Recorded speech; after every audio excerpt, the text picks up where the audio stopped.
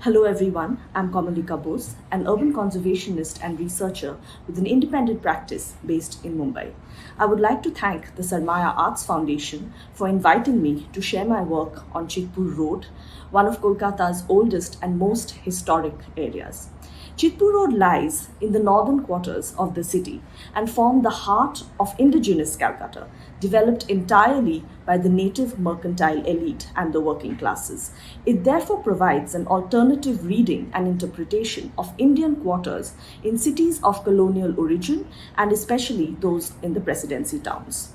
In locating Chitpur in a Calcutta discourse, we find that it has long captured the imagination of writers, poets, artists, and photographers through seminal works such as Tagore's My Boyhood Days and Sunil Gangopadhyay's Those Days, and also finds a salient place in Ghalib's writings, Satyajit Ray's movies, and Raghu Rai's photos, each representing a rich socio-cultural milieu, a slice of life.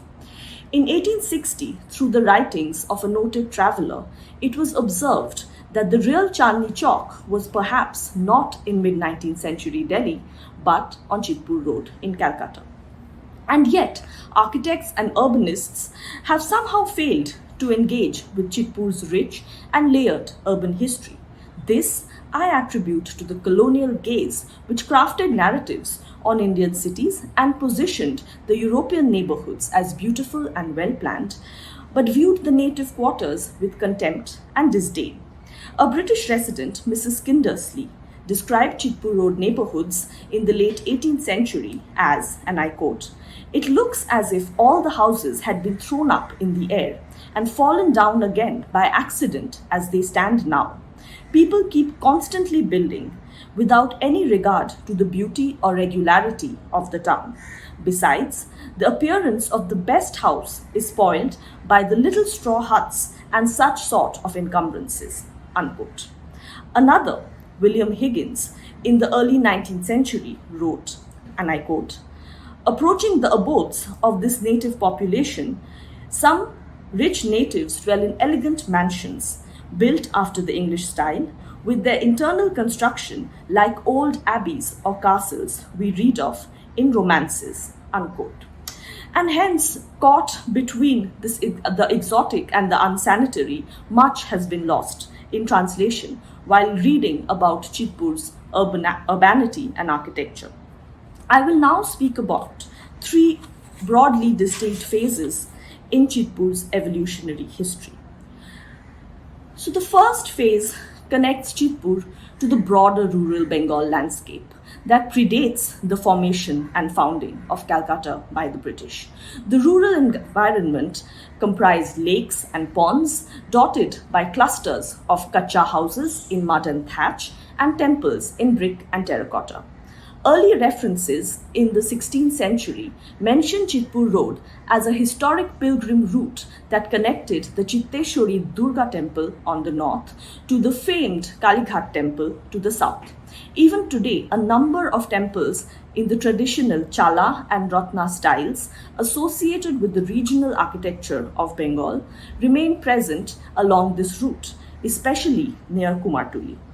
They sustain local livelihoods based on a religious economy linked to associated ritualistic and cultural practices. Early urbanization accounts in the 18th century attribute Chitpur Road's proximity to the river Hooghly, for trade and transportation, creating a traditional bazaar economy, the Bara Bazaar, which is still one of Asia's largest wholesale markets. A slow transformation of Chitpur Road once the British Raj takes root in 1757 now creates new neighborhoods delineated along caste hierarchies or professional lines, which brings in waves of migration from the Bengal countryside and the hinterland. Chitpur now emerged as a trading hub, akin to Chandni Chowk in Delhi and Tripolia Bazaar in Jaipur, but with the unique cosmopolitanism that also brought in the Armenians, the Jews, the Chinese, the Portuguese, Muslims, and Greeks to trade and settle in close proximity around Chitpur Road for economic gains.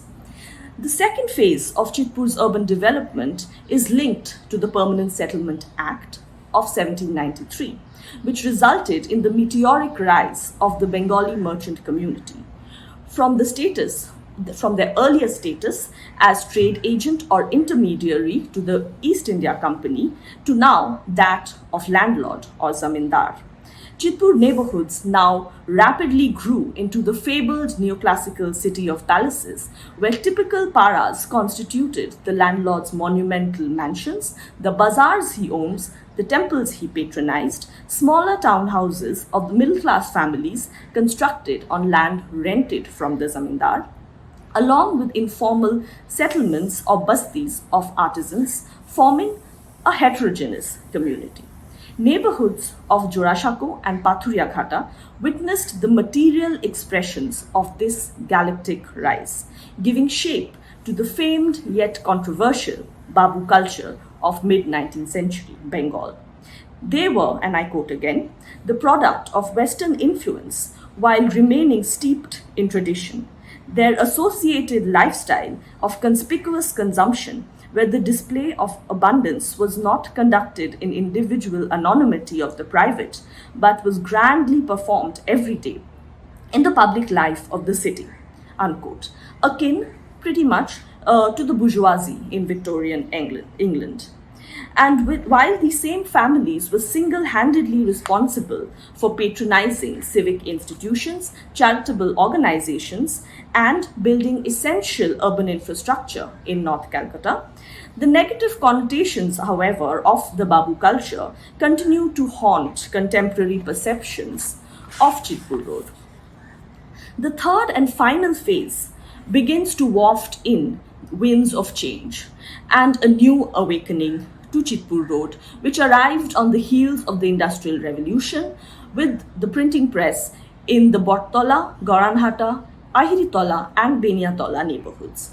Formal education and the birth of a professional class led to a different para structure, with townhouses now belonging to doctors, lawyers, and second-generation scions of mercantile families choosing to shed their former opulence for more humane domestic architecture set amidst close-knit neighborhoods in the bylanes of Chitpur.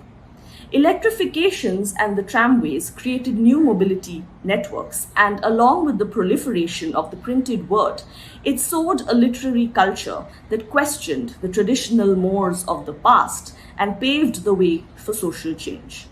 Religious reform through the founding of the Brahmo Samaj, social reform through female education and widow remarriage, and cultural reform through impetus to modern theatre, satirical literature, woodcut and lithography art were all initiated along the corridors of Chitpur Road that now heralded as the birthplace of the Bengal Renaissance.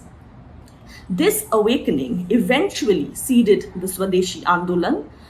Following the failed attempt at the partition of Bengal in 1905, the same zamindari culture, which once symbolized decadence and subservience, now facilitated clandestine revolutionary activities with high nationalistic fervor, sowing the seeds for India's struggle for independence. Thus, in conclusion, the 4.5 kilometer long Chitpur Road therefore becomes a microcosm of the city, with each area around it representing a distinct slice of Calcutta's indigenous urban culture and urban history. Newer communities from across India migrated to Chitpur in the early 20th century, notably the Marwaris, the Jains, and the Gujaratis, weaving their own narratives of struggle and enterprise. Today, as one navigates the length and breadth of Chitpur Road, each neighborhood has its own unique story to tell, a tapestry of diverse communities, cultures, and social practices that makes Chitpur, its architecture and living heritage, an incomparable urban laboratory. I once again thank Sarmaya Foundation for allowing me to share this unique city heritage with all of you. Thank you.